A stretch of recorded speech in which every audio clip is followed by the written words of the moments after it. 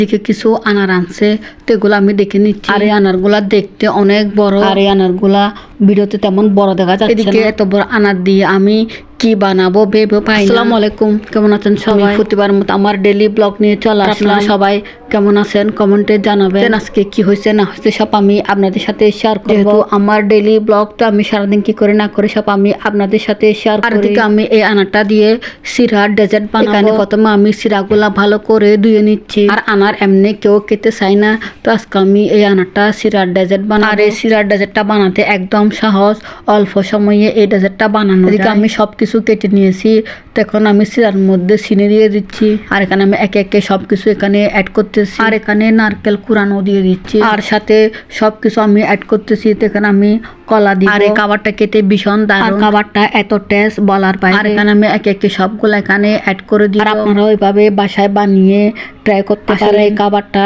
খেতে একদম অসাধারণ। আর এখানে যেহেতু সব ধরনের ফ্রুটস আছে, তো এই খাবারগুলো সব ধরনের ভিটামিন পুষ্টি থাকে, ঘরের বড় ছোট সবাই খেতে পারে। এখানে আমি সবকিছু দিয়ে ভালো করে মেখে নিব। আর এখানে সাথে কিছু আমি গুঁড়ো দুধ পাউডার এখানে অ্যাড করব। খাবারটা এত মজা হয়েছে বলার বাইরে, আপনারা সবাই বাসায় ট্রাই করতে পারেন। আমার ব্লগ আজকে এই পর্যন্ত। সবাই আমার ভিডিও দেখবেন, সবাই আমাকে লাইক কমেন্ট শেয়ার করবেন, বেশি বেশি সাপোর্ট করবেন। এরকম আমার ভিডিও পেতে সবাই আমার পাশে থাকবেন। নেক্সট ব্লগে আবার দেখা হবে। সবাইকে বিদায় জানিয়ে আল্লাহ হাফেজ, বাই। সবাই আমার ভিডিওগুলো দেখবেন।